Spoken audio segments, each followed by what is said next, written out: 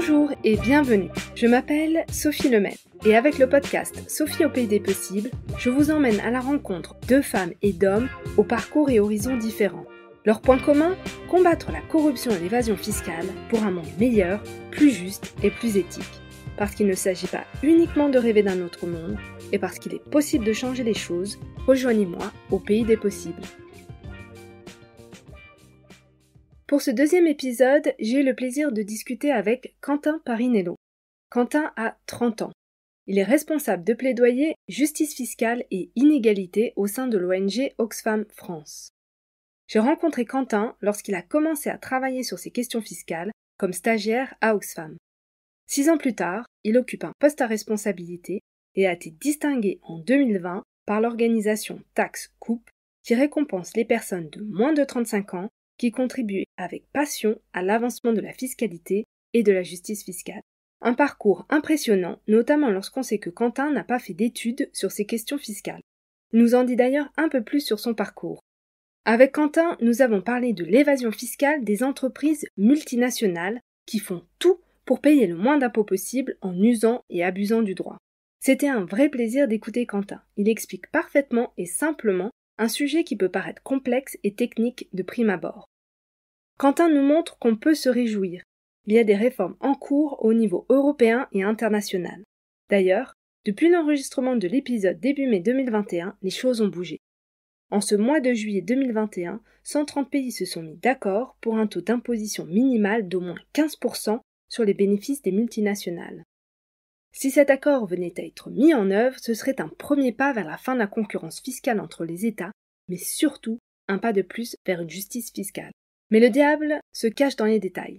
D'abord, tous les pays n'ont pas signé cet accord, comme l'Irlande ou la Hongrie.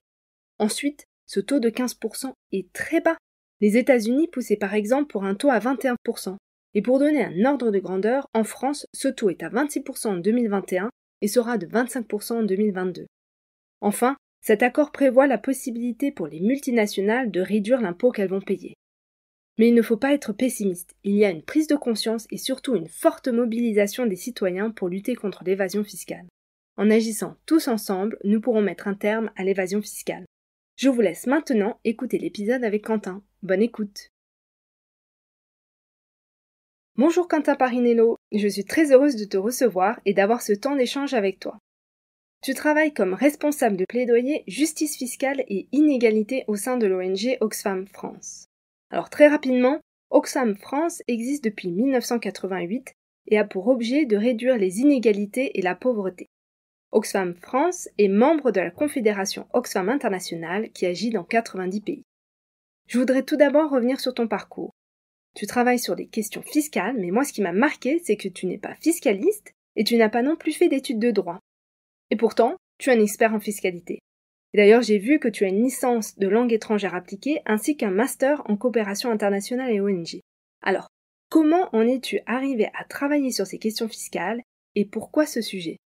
Salut Sophie, écoute, je suis ravi d'être avec toi. Pour répondre déjà à ta première question, oui, il y avait vraiment rien qui me prédestinait à travailler sur ces sujets de fiscalité dans mon parcours universitaire. J'ai fait des langues étrangères appliquées sur un certain nombre de sujets, donc j'ai fait de l'économie en licence, j'ai fait un petit peu de droit en licence, mais vraiment pas extrêmement poussé. Et finalement, en master, j'ai fait énormément de relations internationales et de sciences politiques. Et c'est vraiment l'approche que je retiens par rapport à mon travail, c'est de regarder la question politique des choses. Donc je suis arrivé à Oxfam sans connaître forcément les enjeux fiscaux, et j'ai eu la chance d'être très bien accompagné à la fois à mon arrivée à Oxfam, mais aussi dans tout mon parcours. J'ai pu faire énormément de formations sur ces sujets, rencontrer des activistes formidables et me former finalement face à ces sujets. La manière dont j'aborde ce sujet, moi, c'est vraiment d'y amener un point de vue politique et de dire oui, il faut avoir une compréhension technique de la fiscalité, mais la fiscalité, c'est avant tout politique. C'est de savoir à qui on demande de contribuer et qu'est-ce qu'on fait des recettes, pourquoi on les utilise, et il y a rien de plus politique que ça. Et c'est la vision avec laquelle je travaille et avec laquelle après je m'attelle à comprendre tous les détails techniques de comment ça marche la fiscalité des entreprises, comment on lutte contre l'évasion fiscale et comment on fait avancer les sujets dans le champ politique tout en ayant une compréhension technique des enjeux. Alors, comme je disais tout à l'heure, tu es responsable de plaidoyer justice fiscale et inégalité au sein d'Oxfam. Est-ce que tu pourrais nous en dire un petit peu plus sur ton travail et en quoi cela consiste exactement ? Alors, un responsable de plaidoyer chez Oxfam, ça fait à la fois de la recherche, de l'influence et du porte-parole. Donc, c'est le triptyque du métier. Donc, la recherche sur mes sujets, notamment en justice fiscale, ça va être de comprendre les systèmes fiscaux d'un certain nombre de pays et notamment de la France. Ça va être de comprendre les mécanismes qui sont utilisés par les entreprises ou les riches particuliers pour échapper à l'impôt. Et ça va être de faire des recherches et de suggérer des améliorations légistiques. Et ça, on le fait évidemment pas tout seul, et c'est aussi pour ça que ce métier, il est magnifique, c'est que tu le fais en lien avec des experts, avec des syndicats, avec des activistes partout à travers le monde. Et le but, du coup, c'est de travailler sur de l'influence auprès des décideurs politiques et économiques. Donc, une fois qu'on a fait nos recherches, de travailler à influencer un calendrier législatif pour faire changer les règles. Et on le fait notamment en prenant la parole publiquement, notamment dans les médias, pour expliquer les résultats de nos recherches, pour porter nos revendications, pour confronter nos points de vue avec les autres et pour faire avancer le débat. C'est aussi ça la beauté de travailler sur ce sujet, c'est aussi de dire que derrière un sujet qui peut paraître aride et technique comme la fiscalité, il y a un véritable enjeu de rapport de force. Et aujourd'hui, si on a un système fiscal qui, tel que l'explique Oxfam, est injuste et produit des inégalités, c'est aussi le résultat d'un rapport de force et de choix politiques qui ont été faits pour favoriser certains acteurs. Et nous, c'est ce qu'on veut challenger aujourd'hui.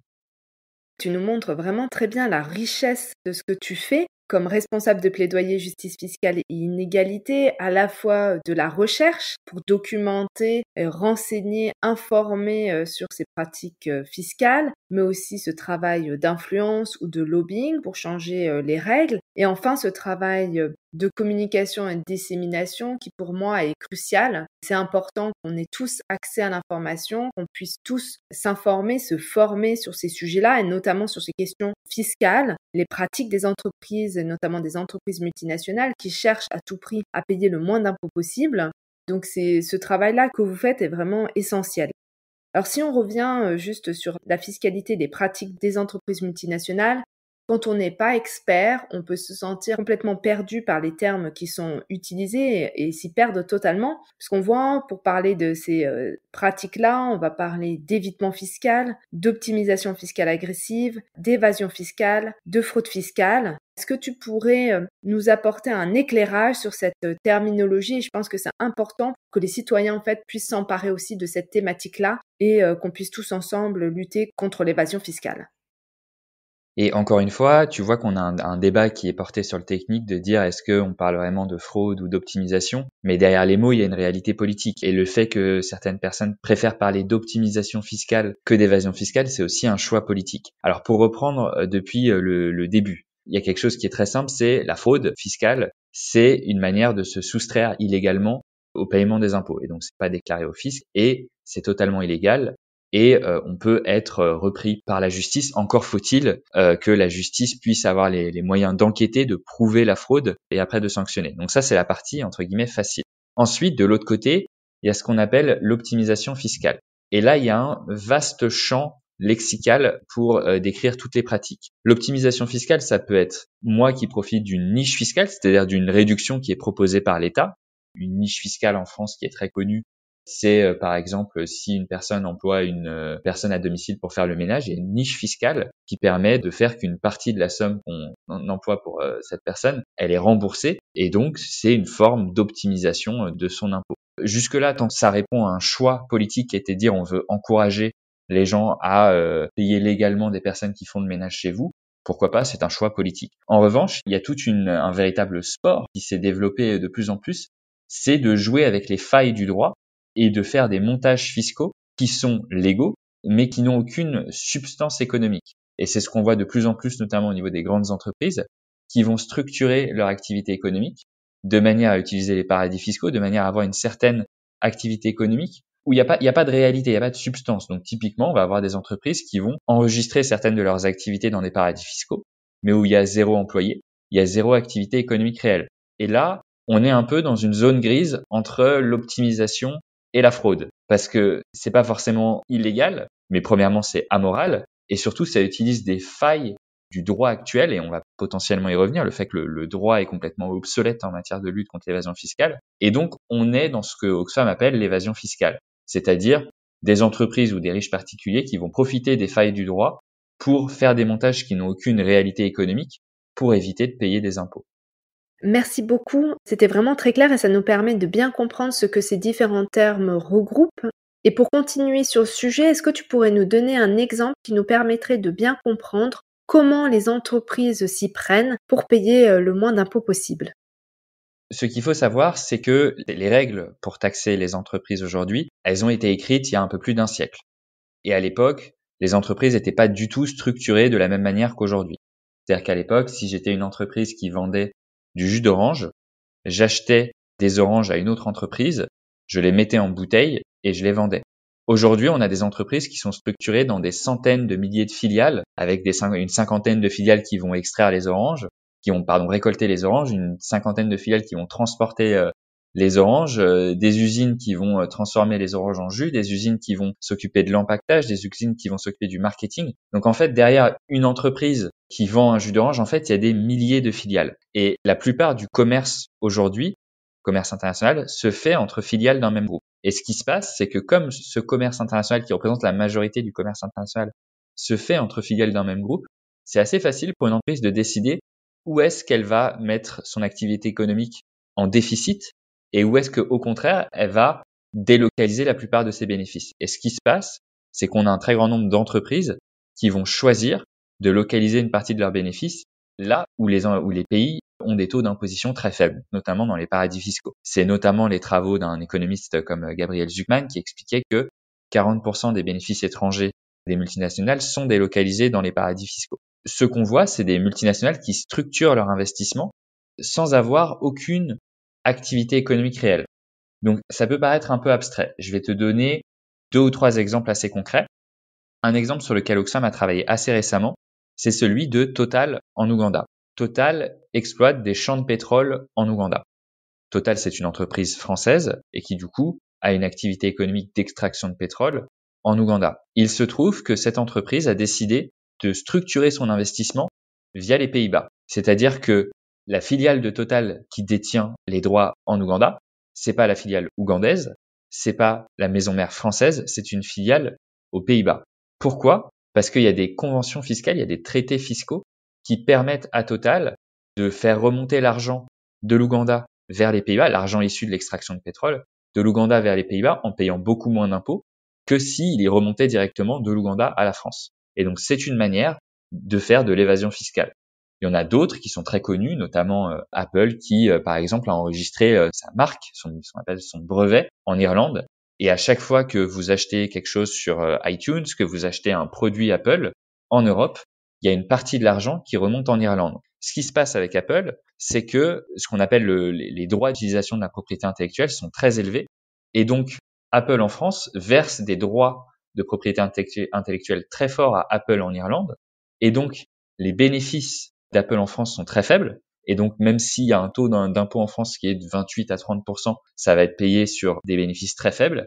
Et au contraire, les bénéfices en Irlande sont beaucoup plus importants, alors que le taux d'imposition en Irlande est beaucoup plus faible. Donc voilà 2 exemples typiquement de comment des entreprises peuvent faire de l'évasion fiscale tout à fait légalement en utilisant les failles du droit international.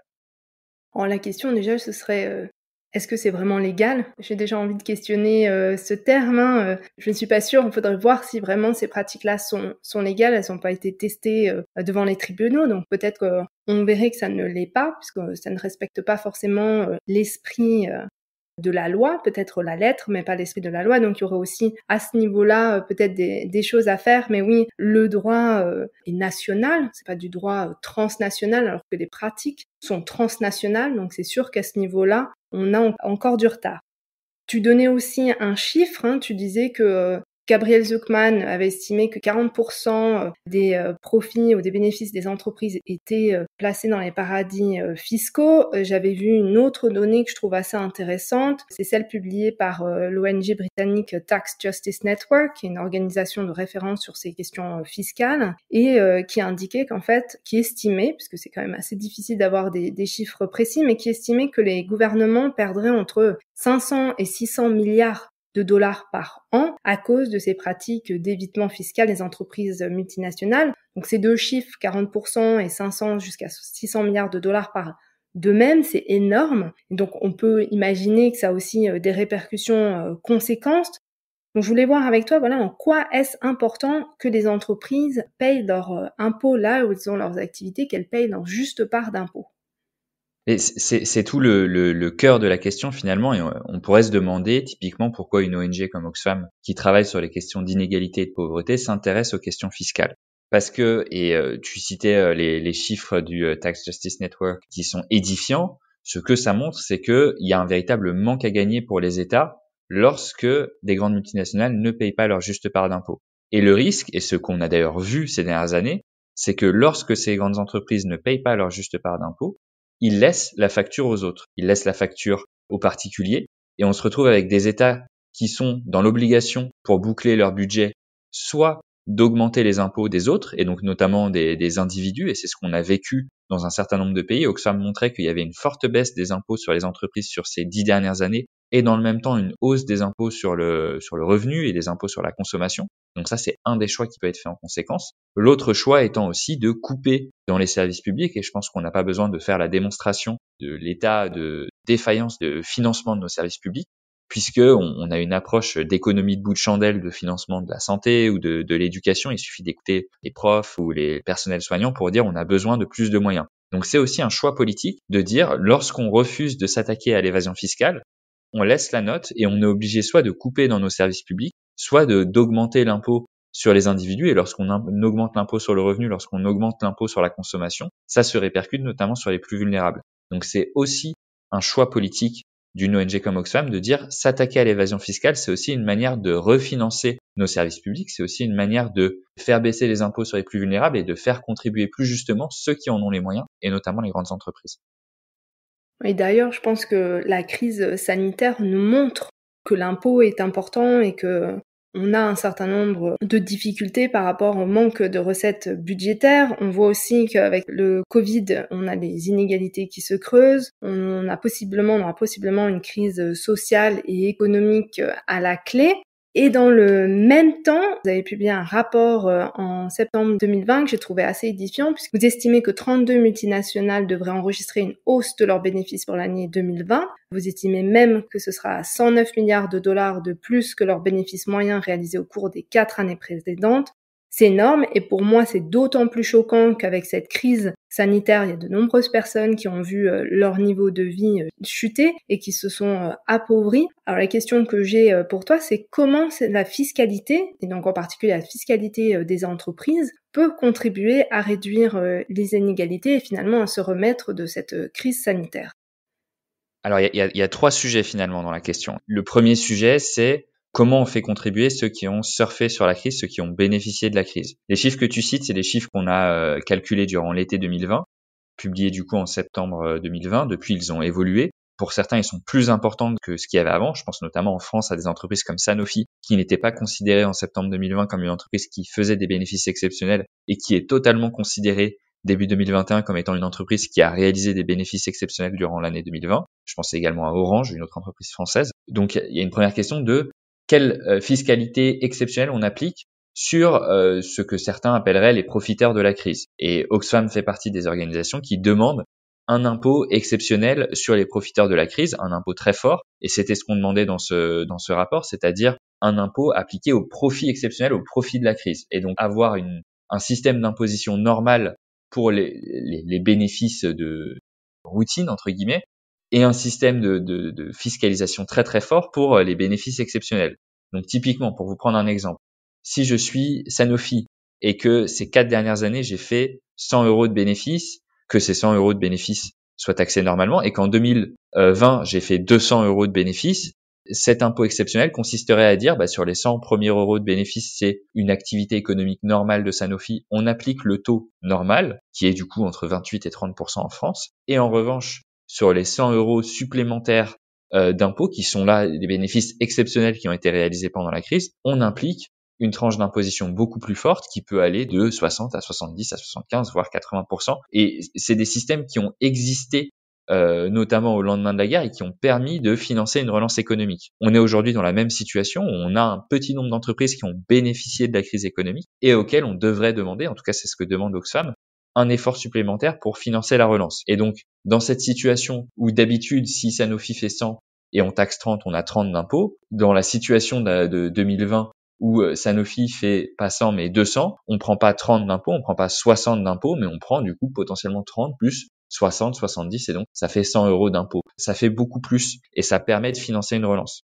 Donc ça, c'est le premier niveau. Le deuxième niveau, c'est qu'au-delà de la crise, il faut mettre un terme finalement à la course au moins-disant fiscal puisqu'on est dans une situation où les États se livrent une concurrence fiscale et abaissent leur taux d'imposition. Et la France est bien placée dans cette course au moins-disant fiscal puisqu'elle est en train de baisser son taux qui était de 33% il y a quelques années à 25% l'an prochain. Et c'est pas que la France, évidemment.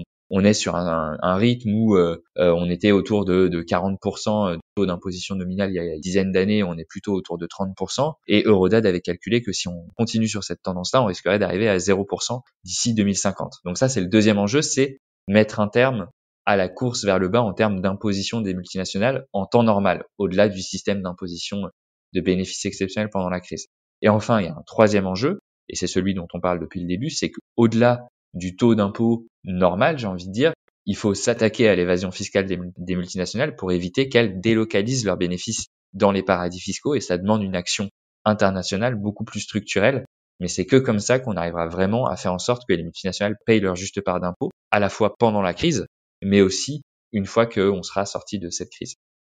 Pour rebondir sur ce que tu disais sur le taux d'imposition qui se réduit au fur et à mesure des années, on voit peut-être un changement ou un début de changement avec l'administration Biden, la nouvelle administration américaine, qui a annoncé il y a quelques semaines, au mois d'avril, vouloir augmenter le taux d'imposition des entreprises à 28% au lieu de 21%, et puis aussi de passer de 10,5% à 21% le taux de l'impôt sur les bénéfices des entreprises américaines réalisées à l'étranger. Donc c'est déjà une annonce révolutionnaire, j'ai envie de dire. Et puis surtout, la secrétaire d'État au Trésor a plaidé pour l'instauration d'une taxation mondiale minimale.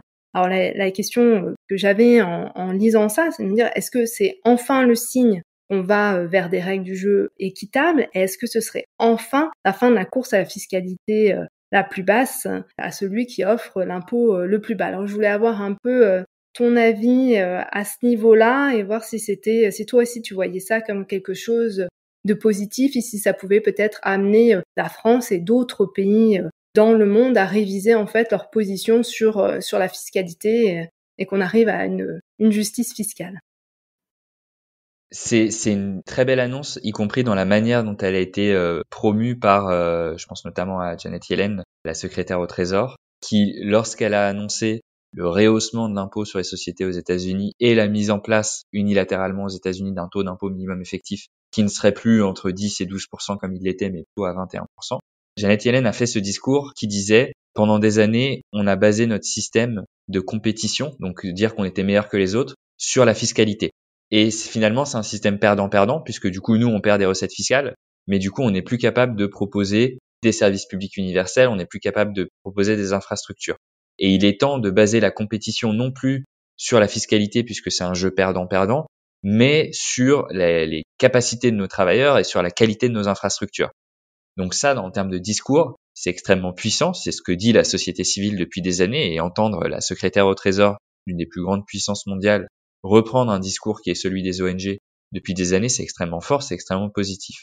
On a entendu également Joe Biden dans son adresse de 100 jours redire le ruissellement ça marche pas, il faut faire en sorte que ceux qui sont les plus riches payent une juste part d'impôt, il faut faire en sorte que les entreprises qui ne payent pas d'impôt fédéral aujourd'hui payent leur juste part d'impôt. Donc ça c'est très très fort, c'est un discours qui ressemble très fortement à celui des ONG. Toute la question maintenant c'est est-ce que l'administration Biden va réussir à faire passer ça? Je pense qu'on peut être résolument optimiste dans le sens où Joe Biden a mis un capital politique assez fort en se mouillant entre guillemets puisqu'il en fait un véritable marqueur de sa présidence. Maintenant, on sait aussi que Joe Biden a une voix d'avance au Sénat, donc il faut absolument que tous les démocrates supportent cette mesure et dans ce cas-là, ça passera au niveau américain. Donc c'est un signe extrêmement fort qu'un pays unilatéralement dise OK, nous on arrête ce jeu perdant-perdant qui est la course au moins-disant fiscal. Ce qui est inquiétant, c'est qu'il y a d'autres pays et notamment la France qui regardent ça d'un œil un peu méfiant. Je pense notamment aux discussions sur le taux d'impôt minimum effectif. Quand on voit le ministre de l'économie française, Bruno Le Maire, qui a dit « Nous, on proposait 12,5%, on entend que Biden pose 21%. » Donc déjà, on apprend que la France proposait 12,5% et c'était bien caché de le dire jusqu'à maintenant, ce qui est un taux très très bas. Mais ensuite de dire « Nous, ça ne nous pose pas de problème. » Donc ça, c'est intéressant quand la France dit ça. Mais on va laisser les États-Unis le porter. Grosso modo, on ne s'y oppose pas, mais c'est pas notre combat. Donc ça pose un véritable problème parce que si on veut appliquer ce taux d'impôt minimum effectif au niveau international, il faut qu'il y ait un véritable soutien, notamment un soutien pour que Biden ait l'assise politique pour le passer aux États-Unis, mais aussi un soutien dans les forums internationaux puisque ces discussions-là, c'est des discussions à 137 pays.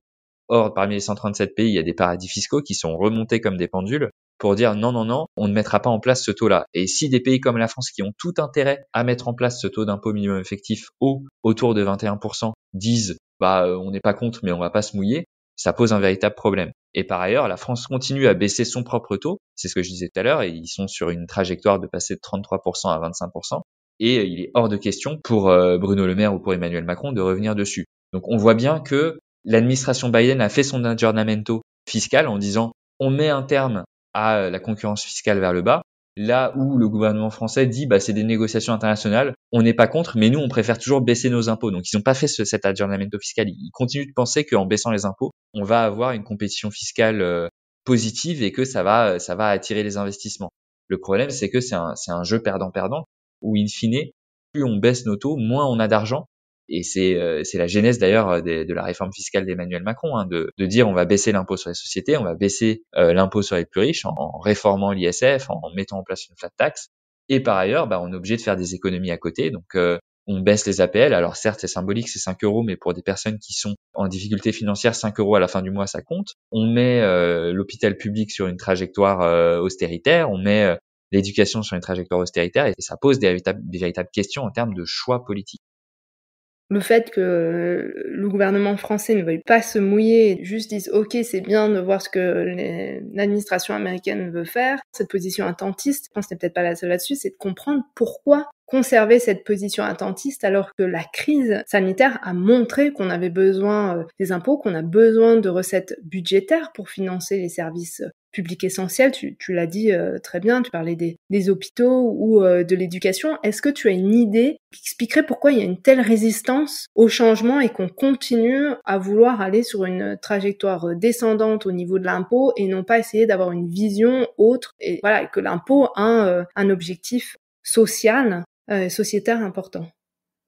Mais je pense qu'il faut vraiment remonter à la genèse de la vision économique de ce gouvernement. C'est-à-dire que pour ce gouvernement, le progrès, ça sera via la croissance, quelle qu'elle soit. Et plus il y aura de croissance, plus finalement il y aura d'impôts. Mais pour eux, augmenter les impôts, ça peut heurter la croissance. Or, on l'a vu finalement, augmenter les impôts, y compris sur ceux qui en ont les moyens aujourd'hui, ça peut permettre d'avoir de meilleures infrastructures, ça peut permettre d'avoir des gens, ça paraît totalement trivial, mais qui ont les moyens de se soigner, qui ont les moyens d'être éduqués, qui ont les moyens de manger à leur faim. Et au final, c'est un peu ce type de croissance, cette vision de modèle, ce modèle de société-là, que nous on défend, plutôt que de dire il faut une croissance économique, une croissance du PIB, sans se poser la question de comment on fait en sorte que les personnes mangent à leur faim, puissent se soigner et qu'on continue à avoir un modèle social français qui protège, qui éduque gratuitement et qui du coup est un véritable gage de progrès social. Et la position française, on la voit aussi dans d'autres dossiers sur ces sujets-là, elle est très proche des positions des milieux privés, du MEDEF, de l'AFEP, de dire attention, il faut surtout pas taxer les entreprises parce que ça va entraver le retour à la normale. Le problème, c'est que le retour à la normale, c'est pas un retour qui nous va.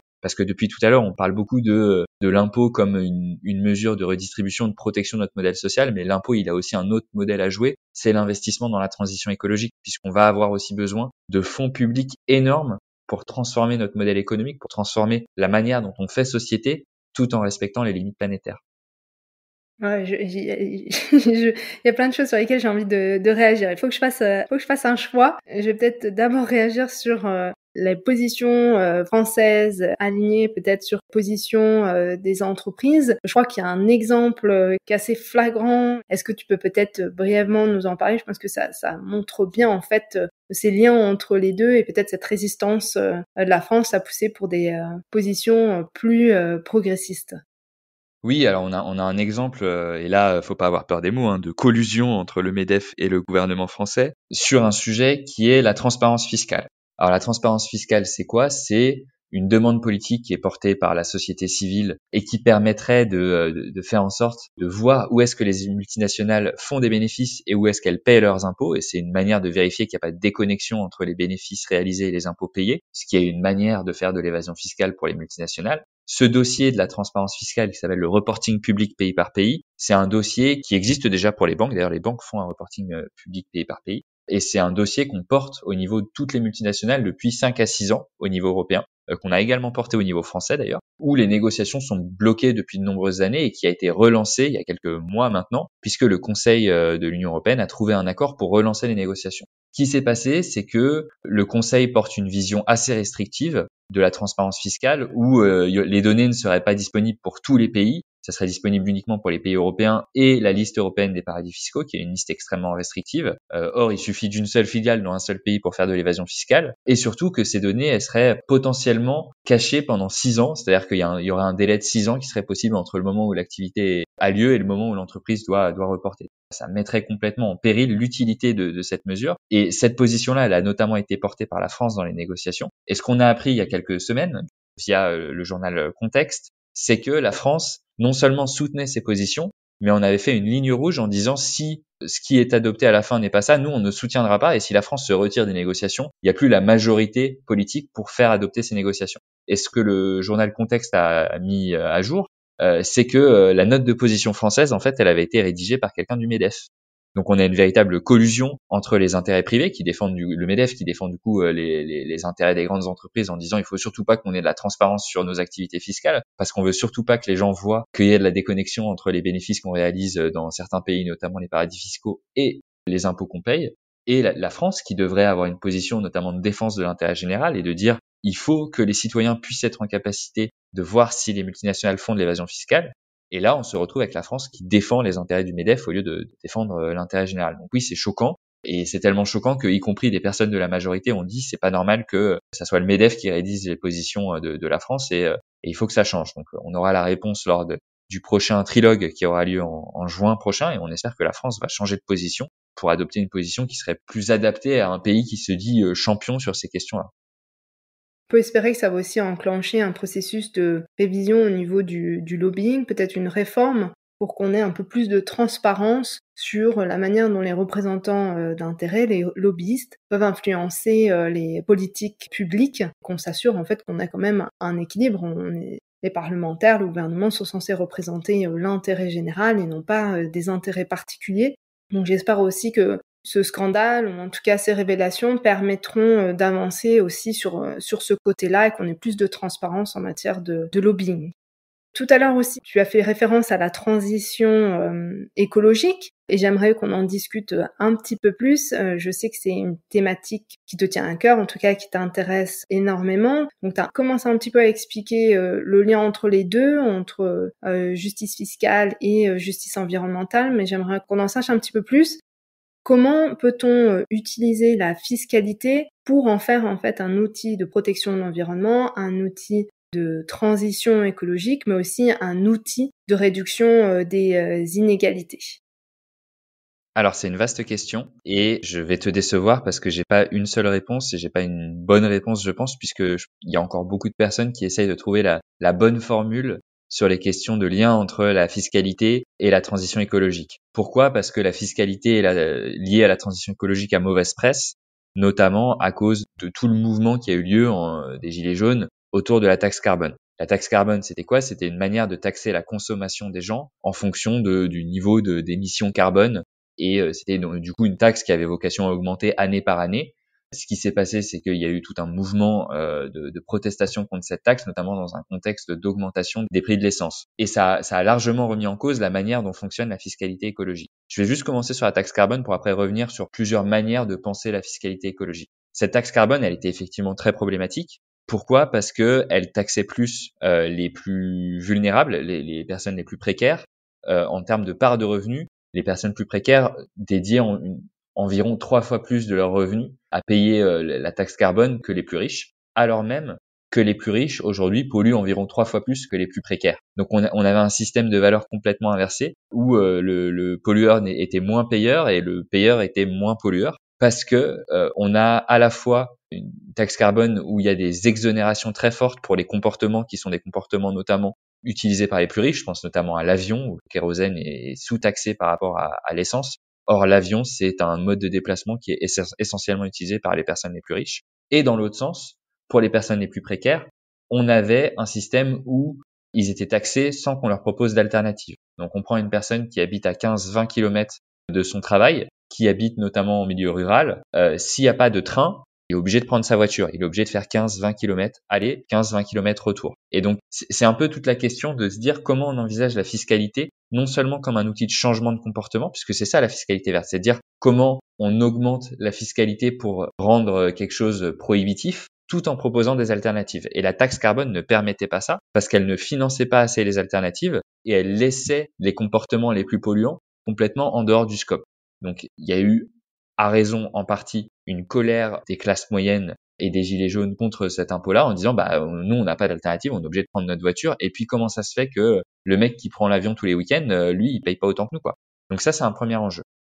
Le deuxième enjeu par ailleurs, et c'est un enjeu à mon avis qui est beaucoup plus large que celui de la taxe carbone, c'était vous faites quoi des recettes, puisque aujourd'hui vous dites il n'y a pas d'argent et nous on n'arrête pas d'être taxés, notamment sur cette taxe carbone. C'est un enjeu qui à mon avis est plus large que la taxe carbone parce qu'il y a un véritable enjeu de confiance par rapport à l'impôt, où on se demande de plus en plus ce que fait l'État de nos recettes. Et il y a eu notamment toute une discussion autour de est-ce que c'est vraiment légitime d'utiliser les recettes de la taxe carbone pour payer le CICE et donc pour en gros payer la compétitivité de nos entreprises, au lieu de financer des alternatives écologiques. Donc la taxe carbone aujourd'hui, elle existe toujours, elle est gelée, elle a vocation, on ne sait pas quand, à être dégelée, mais on ne pourra pas se poser la question de la taxe carbone sans se poser la question, du financement des alternatives, et donc de se dire, c'est très bien de dire qu'on va taxer la personne qui doit prendre sa voiture pour aller au travail, mais si on met pas en place des alternatives de transport, si on met pas en place des lignes de train, y compris des lignes régionales, des lignes locales, ça va être difficile, mais ça demande de l'argent, donc il faut faire un choix politique d'investir et de mettre de l'argent là-dedans. Et par ailleurs, il y a un enjeu de justice. Si on dit que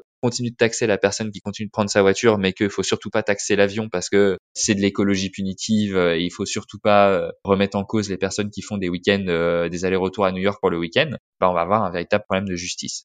Donc ça, c'est un premier enjeu. Et le deuxième enjeu pour moi en termes de fiscalité environnementale, c'est aussi de se dire que jusqu'à maintenant, la réponse, c'est de taxer les comportements, donc la consommation, mais c'est pas taxer la production. Donc il faut aussi se dire comment on taxe les entreprises pour qu'elles changent leur modèle productif, comment on taxe la finance pour qu'on change les modèles d'investissement et pas simplement les personnes, parce que lorsqu'on taxe les personnes, on a plutôt tendance à taxer celles qui sont sous notre nez et notamment les personnes qui sont moins mobiles et donc notamment les moins riches. Et donc taxer les entreprises aujourd'hui, c'est pas fait. On a un marché carbone.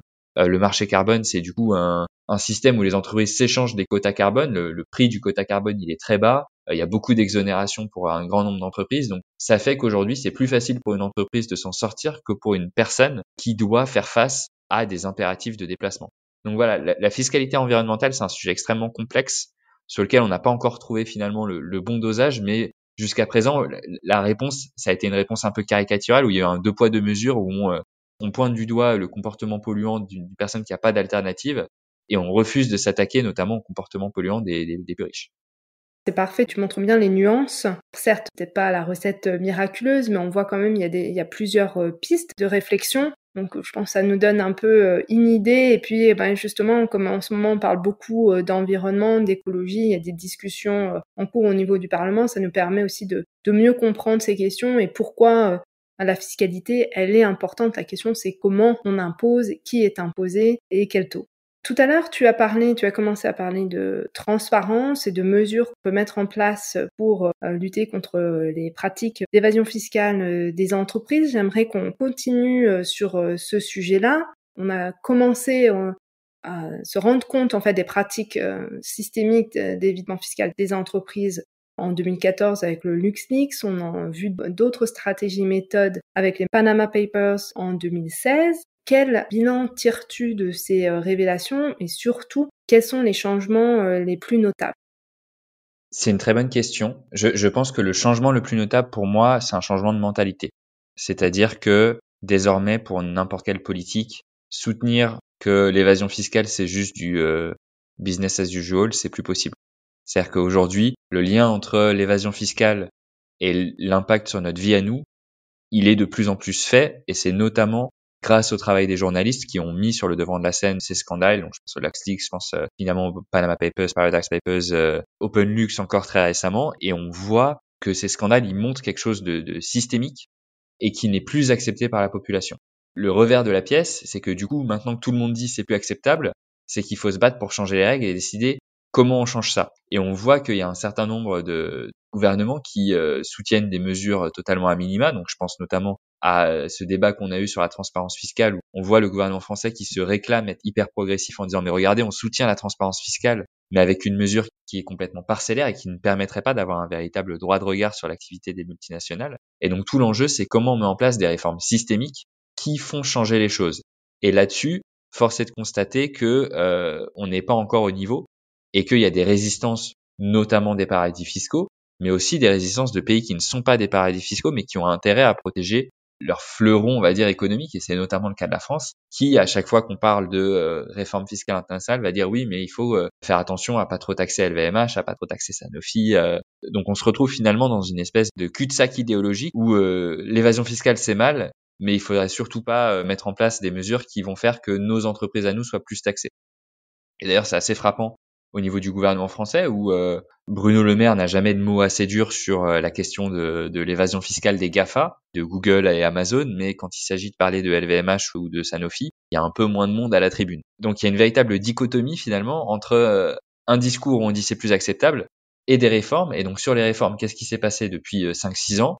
Il y a une grande réforme internationale qui s'appelle BEPS, qui a été lancée et qui est discutée par plus de 130 pays, qui pose le constat que les règles fiscales internationales ne sont plus à jour et c'est beaucoup trop facile pour les multinationales de faire de l'évasion fiscale. Dans le cadre de ces réformes, il y a notamment 2 grands trains de réformes. Une dont on a déjà parlé, c'est la mise en place d'un taux minimum effectif. Ça veut dire quoi un taux minimum effectif? Ça veut dire le taux minimum qu'une entreprise peut payer après toutes ses exonérations. Donc typiquement en France, on a des taux d'impôt nominaux qui étaient à 33% et qui aujourd'hui sont à 28% et qui vont passer à 25%. Mais le taux effectif payé par les grandes entreprises, il est plutôt de l'ordre de 16 à 18% parce qu'elles profitent d'un certain nombre d'exonérations. Et tout l'enjeu, c'est de dire, il faut qu'on mette un plancher en deçà duquel ces entreprises ne peuvent pas payer moins d'impôts que ça. Et donc, ce que propose notamment l'administration Biden, c'est de mettre ce plancher à 21%, là où la France, typiquement, portait un taux de 12,5%. Donc ça, c'est un premier enjeu, et ça nous permet de lutter contre la course au moins-disant fiscal. L'arrivée de l'administration de Biden met un véritable électrochoc dans les négociations où finalement tout le monde se regardait un peu en chien de faïence jusqu'à maintenant et la France portait un taux pas très ambitieux et surtout elle ne voulait pas forcément se mouiller. L'autre sujet au niveau international, c'est notamment une réforme des droits à taxer parce que au-delà de dire que les taux baissent, il faut aussi se dire de qui a le droit de taxer quoi. En France, on connaît bien la question avec Google, de dire que Google a une activité très forte en France mais paye relativement peu d'impôts par rapport à cette activité. Et la taxe GAFA proposée par Bruno Le Maire, c'est aussi une manière de dire on veut avoir des droits à taxer sur les géants du numérique.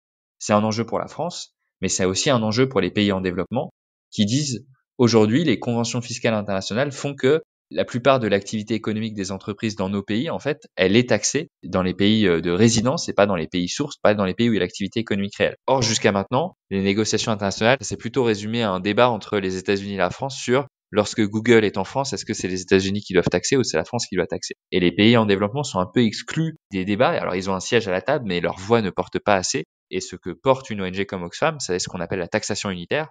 Ça serait de dire que toutes les multinationales sont taxées en fonction de leur activité économique réelle. Donc là où a lieu l'activité économique réelle, c'est-à-dire là où il y a les salariés, là où il y a les usines, là où il y a les ventes, et pas dans les paradis fiscaux.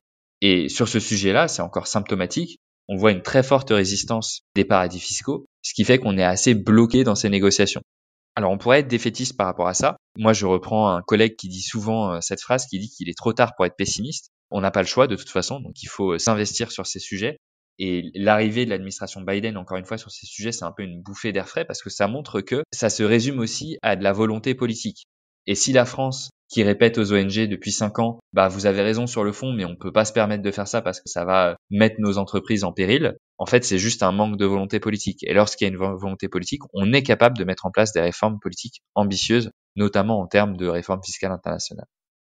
Alors déjà, j'aime bien que tu sois optimiste parce que j'allais dire, moi je suis optimiste, donc j'aime bien que tu finisses par un côté optimiste. Je trouve qu'il y a beaucoup de changements en 6 ans, même si ça pourrait peut-être aller encore plus vite et il y a encore d'autres choses à faire, mais je suis plutôt optimiste. Tu as mentionné plusieurs fois les paradis fiscaux. Ils jouent un rôle dans cette course à l'impôt le plus bas, offrir des avantages pour attirer les entreprises. Alors, la question, c'est qu'est-ce qu'on fait d'eux? Comment on les amène à changer? Et est-ce qu'on peut les amener à changer? C'est une très bonne question qui est encore une fois très complexe. On a l'habitude de dire que les paradis fiscaux, c'est le premier maillon de la chaîne de l'évasion fiscale. Parce que sans les paradis fiscaux, il n'y a pas de compétition fiscale internationale. et c'est beaucoup plus dur pour une entreprise de faire de l'évasion fiscale. Donc oui, il faut s'attaquer aux paradis fiscaux. La réforme structurelle de fond, c'est une remise à plat des règles fiscales internationales, c'est ce que je viens de dire, du coup, la mise en place d'un taux minimum effectif qui obligerait les paradis fiscaux à rehausser leur propre taux, et une redistribution des droits à taxer qui ferait que les entreprises soient taxées là où elles ont une activité économique réelle et pas là où les entreprises décident de délocaliser leurs bénéfices, c'est-à-dire dans les paradis fiscaux. En attendant, il y a d'autres choses qui sont faites, je pense notamment aux listes de paradis fiscaux, et je sais que c'est un sujet largement discuté dans la communauté des ONG, où il n'y a pas forcément de consensus d'ailleurs. Il faut savoir qu'une liste de paradis fiscaux, si c'est faire une liste pour faire une liste et faire du name and shame, ça sert pas à grand chose. Enfin, ça peut faire plaisir médiatiquement de dire regardez, tel pays est un paradis fiscal, mais si c'est pas accompagné de sanctions définies, ça pose un véritable problème. Par ailleurs, le risque des listes de paradis fiscaux, c'est qu'elles soient extrêmement politiques. Et c'est un petit peu la situation dans laquelle on est en Europe. Donc il faut savoir que la France a une liste de paradis fiscaux depuis de nombreuses années, que cette liste, elle était jusqu'à très récemment basée sur un seul critère, qui est la coopération fiscale. Donc on regarde si le pays en question partage ses informations fiscales avec d'autres pays, mais ça ne l'empêche pas d'avoir des pratiques fiscales extrêmement dommageables, et que depuis très récemment, l'Union européenne a fait sa propre liste de paradis fiscaux. Et bonne nouvelle entre guillemets, ils ont intégré un critère de pratique fiscale dommageable. Et donc de dire on ne va plus regarder simplement les pays non coopératifs, c'est-à-dire qui refusent de nous dire combien les entreprises payent d'impôts dans leur pays, mais on va aussi regarder les régimes fiscaux qu'ils mettent en place. Donc ça, sur le papier, c'est une très bonne idée. Maintenant, le problème, c'est qu'ils regardent un nombre de régimes fiscaux dommageables, l'Union européenne, qui est très limité. Et donc, de fait, la plupart des gros paradis fiscaux échappent au listing européen. Et un autre problème étant que cette liste, elle est extrêmement politique, c'est-à-dire que typiquement, un pays comme la Suisse, qui était dans la liste grise, donc c'est un peu l'antichambre de la liste noire des paradis fiscaux, a fait une réforme très parcellaire de la fiscalité des entreprises et est sorti de la liste. Pourquoi ? Parce qu'il y avait une pression politique énorme pour ne pas lister la Suisse. Je pense à la même chose avec le Delaware, qui est un État américain qui a des pratiques fiscales dommageables et qui n'a jamais été inclus dans la liste. Donc c'est intéressant de faire des listes s'il y a des sanctions qui amènent à des réformes, y compris pour pousser ces pays-là à s'impliquer dans les négociations fiscales internationales et à mettre en place des réformes structurelles. Le problème aujourd'hui, c'est que beaucoup de vrais paradis fiscaux échappent au listing, alors que des fois, on a des pays qui ne sont pas des centres offshore de la finance, qui se retrouvent dans les listes, on ne sait pas trop pourquoi d'ailleurs. Mais le véritable sujet, c'est quand est-ce qu'on va réformer les règles fiscales internationales, et dans ce cas-là, ça rendra l'existence des paradis fiscaux complètement caduque. Et toute la difficulté, c'est que c'est des pays, je pense typiquement aux îles Caïmans, aux dépendances de la couronne britannique, c'est des pays qui ont basé tout leur modèle économique sur ça. Ça ne bénéficie pas forcément à l'économie locale, mais du coup, c'est un argument de poids dans leurs négociations de dire bah si on fait plus ça, on fait plus rien. Et donc on n'est plus capable de nourrir les nôtres. Alors il faut savoir que l'Irlande, les recettes fiscales qu'elle a en attirant les bénéfices de la plupart de l'Europe, c'est pas ça qui va payer les services publics. Donc c'est aussi un argument à débunker, il faut être très ferme là-dessus. Mais c'est vrai que du coup, ça prend du temps pour un pays comme l'Irlande de réformer son modèle économique. Et il faut, y compris en interne, que les syndicats, que les ONG sur place redoublent d'efforts pour montrer à quel point ce système économique qui est basé sur être un paradis fiscal, il est complètement caduque de nos jours. Mais justement, est-ce que les citoyens, tu parlais des syndicats, des ONG, mais est-ce que finalement, en tant que citoyen, on n'a pas aussi un rôle à jouer ? Tu parlais tout à l'heure de volonté politique. Avec la volonté politique, on peut changer les choses, mais peut-être que le changement peut aussi venir des citoyens, de nous tous. Est-ce que tu vois un rôle qu'on pourrait jouer et puis qu'est-ce qu'on pourrait faire ? Comment est-ce qu'on peut agir ? La base, c'est le rapport de force citoyen. C'est la base de notre métier et c'est aussi la base de ce que je disais tout au début. C'est-à-dire que la fiscalité, non, ce n'est pas un sujet technique, c'est un sujet éminemment politique. Et en tant que sujet éminemment politique, c'est susceptible au rapport de force. Et lorsque tous les citoyens se mettent ensemble pour dire il y en a marre de l'évasion fiscale parce que lorsque les grandes multinationales font de l'évasion fiscale, elles nous laissent payer la note, ça veut dire moins de services publics, ça veut dire plus d'impôts pour nous à payer, c'est inacceptable. Ça pousse les politiques dans leur retranchement. Le rôle des ONG comme Oxfam, mais pas que, c'est aussi de dire, bah voilà, telle réforme qui permettrait de mettre fin à l'évasion fiscale, voilà telle réforme qui permettrait d'avoir des contrôles citoyens, la transparence fiscale des multinationales par exemple. Et après, c'est aux citoyens de s'en emparer, d'interpeller les politiques. Oxfam porte un certain nombre de pétitions, je pense notamment aux pétitions sur la transparence fiscale des multinationales, mais je pense aussi des pétitions pour la remise en place d'un impôt progressif, la fin de la course au moins-disant fiscal. C'est des pétitions qu'Oxfam a portées à travers les années, et c'est des manières pour les citoyens de s'investir, de signer des pétitions, d'interpeller les décideurs politiques pour dire, moi en tant que citoyen, je n'accepte pas l'évasion fiscale des multinationales parce que lorsque on accepte ces règles-là, c'est à moi de payer la note en tant que citoyen. Et je n'accepte pas ce modèle de société-là. Et donc, c'est à vous, politiques, de changer les règles. Et je vous le demande solennellement. Donc oui, il y a une véritable responsabilité citoyenne. On a des élections bientôt, c'est aussi un rôle citoyen d'interpeller l'ensemble des partis, de dire qu'est-ce que vous faites pour lutter structurellement contre l'évasion fiscale. Et à mon sens, le rôle d'une ONG comme Oxfam, ça va être aussi d'analyser les propositions qui sont faites par tous les partis pour dire ça c'est intéressant, c'est une véritable mesure structurelle. Cette mesure, en revanche, c'est de l'affichage, c'est du social washing, c'est du fiscal washing, et ça ne change pas les choses. Parce qu'on a aussi, et c'est ce que je te disais tout à l'heure, un consensus de plus en plus fort au sein du spectre politique pour dire l'évasion fiscale, c'est plus acceptable. Mais derrière, on a aussi un gouvernement qui est très fort pour dire regardez ce qu'on fait, ça change la donne, c'est merveilleux, alors que dans les faits, ça change pas encore grand-chose. Alors pour rebondir sur les pétitions, parce qu'on m'a déjà fait cette remarque, on m'a déjà dit, mais est-ce que vraiment signer une pétition, ça sert à quelque chose? Est-ce que vraiment ça peut amener à un changement? Donc par rapport aux pétitions que vous avez lancées sur ces questions fiscales, est-ce que tu peux nous dire comment en fait ces pétitions servent aussi à votre travail pour faire changer les choses? Un exemple très simple, si je vais à Bercy pour dire la transparence fiscale c'est essentiel, il faut se mobiliser, et que Bercy me dit oui bah vous êtes gentil mais moi le MEDEF qui par ailleurs rédige mes notes me dit que ça va poser un problème de compétitivité. Or les Français ils sont hyper inquiets de la compétitivité de leurs entreprises, donc on va en rester là. Si j'arrive à ce même rendez-vous en disant la même chose, mais en disant j'ai une pétition qui est signée par 50 000 personnes, 100 000 personnes, 200 000 personnes, et c'est autant de personnes qui disent que c'est un enjeu fondamental, ben, tout de suite, c'est pas la même discussion. Donc, évidemment, plus le nombre de signataires est grand, plus la pétition a un poids. Et sur un sujet totalement autre, mais sur l'affaire du siècle, qui est donc une pétition qui a été lancée pour soutenir une action en justice par 4 ONG, dont Oxfam, pour attaquer l'État en justice pour inaction climatique, il y avait plus de 2 millions de signataires. Et je peux te dire que les discussions avec l'État après les 2 millions de signatures n'ont pas été du tout les mêmes que les discussions avec l'État avant les 2 millions de signatures. C'est-à-dire que la prise de conscience de l'État de dire que, en fait, les citoyens ils sont conscients du problème, c'est hyper fort. Et très souvent, le problème, c'est que les cabinets ministériels font dire un peu ce qu'ils veulent aux citoyens en disant non, mais ce que les citoyens attendent, c'est la compétitivité des entreprises. Et du coup, en face, quand on est capable de dire bah non, là, il y a 100 000 personnes qui disent que la priorité, c'est la lutte contre l'évasion fiscale, ça donne du poids dans ce genre de négociation parce que malheureusement, tout est rapport de force et le plus de signataires on a avec nous, le plus de poids on a dans ce type de négociation pour convaincre les États, les gouvernements, d'écouter les positions de la société civile pour lutter contre l'évasion fiscale. Super encourageant, donc je vais dire, signons des pétitions, ça permet à Oxfam et d'autres de faire avancer les sujets d'intérêt général et d'aller vers une justice fiscale, justice sociale et justice environnementale.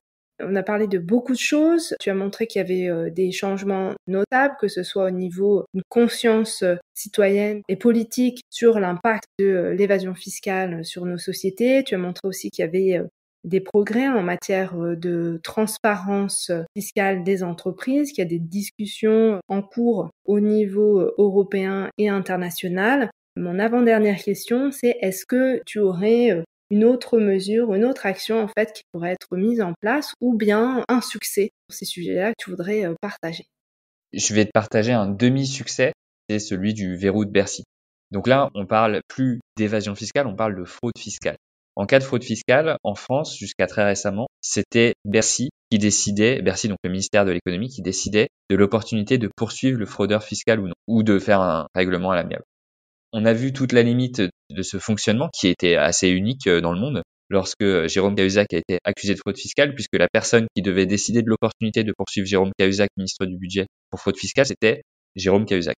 Donc un véritable conflit d'intérêts. Et donc sur la question du verrou de Bercy, on a réussi à ouvrir ce verrou et à faire en sorte que maintenant les plus gros dossiers soient transmis automatiquement à la justice. Et donc c'est une véritable victoire de la société civile. Et la société civile s'est mobilisée pendant de longs mois pour que soit adopté sous l'impulsion d'une députée qui s'appelle Émilie Cariou un assouplissement du verrou de Bercy. Alors pourquoi je parle d'assouplissement et pas d'ouverture totale, c'est que dans le même temps, le gouvernement a voulu voter la possibilité pour la justice de faire ce qu'on appelle une justice transactionnelle et donc de ne pas juger coupable mais de passer un accord. Alors ça reste sous l'œil des juges et plus sous celle du gouvernement, donc il y a une séparation des pouvoirs, mais pour nous ça reste toujours problématique. Mais il y a un véritable progrès et ça a été voté grâce notamment à l'impulsion des ONG sur ce sujet. Donc ça montre aussi que sur ce sujet, lorsqu'on veut, on peut faire changer les choses et c'est grâce à la mobilisation citoyenne.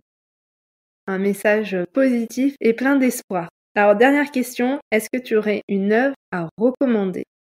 Un film et un livre. Un film, pour rester dans le sujet, c'est un film qui a été fait sur les Panama Papers de Laundromat et qui raconte finalement tout le travail d'investigation, y compris des journalistes sur ces questions. et comment un travail d'investigation, ça peut mettre en lumière l'activité d'entreprise qui facilite l'évasion fiscale à une échelle systémique. Et je pense qu'on l'a pas encore assez dit, mais sur ces sujets-là, il faut quand même remercier les journalistes d'investigation et ICIJ notamment, qui ont fait un travail formidable pour faire en sorte que ces sujets-là émergent et deviennent politiques. Donc voilà, ça c'est la première œuvre que je recommande. C'est un film qui traite du sujet sous un angle marrant. Et l'autre œuvre, c'est un livre qui parle plutôt de la question des inégalités et de la transition écologique, qui a été écrit par Olivier Norek et qui s'appelle Impact, qui moi m'a assez marqué puisque je l'ai lu suite à une recommandation et j'ai vu que l'auteur citait plusieurs de nos travaux. Et donc j'ai été très content de voir que finalement les travaux d'une ONG comme Oxfam, pour moi ça n'a pas seulement vocation à nourrir des rapports qui sont lus par les décideurs politiques, mais à être aussi repris dans la culture populaire. De voir que des livres reprennent les travaux d'Oxfam sur la question de la fiscalité, des inégalités, de la lutte contre le changement climatique, ça montre aussi que nos sujets deviennent aussi culturels et c'est aussi une manière de faire progresser les consciences sur le sujet. Un grand merci à Quentin Parinello pour son temps et sa pédagogie. Vous pouvez suivre Quentin sur Twitter. Toutes les références mentionnées dans l'épisode et bien plus encore sont à retrouver sur la page internet dédiée à l'épisode sur le site internet du podcast sophieaupaysdespossibles.com. J'espère que cet épisode vous a plu. Abonnez-vous au podcast et partagez-le avec vos amis, votre famille ou encore vos collègues. Et pour celles et ceux qui écoutent le podcast sur Apple Podcast, laissez un avis 5 étoiles. Cela permettra à d'autres de découvrir le podcast et de nous rejoindre au pays des possibles. Si vous le souhaitez, vous pouvez me contacter et me proposer des invités. L'adresse est dans la description de l'épisode. Je vous dis à bientôt!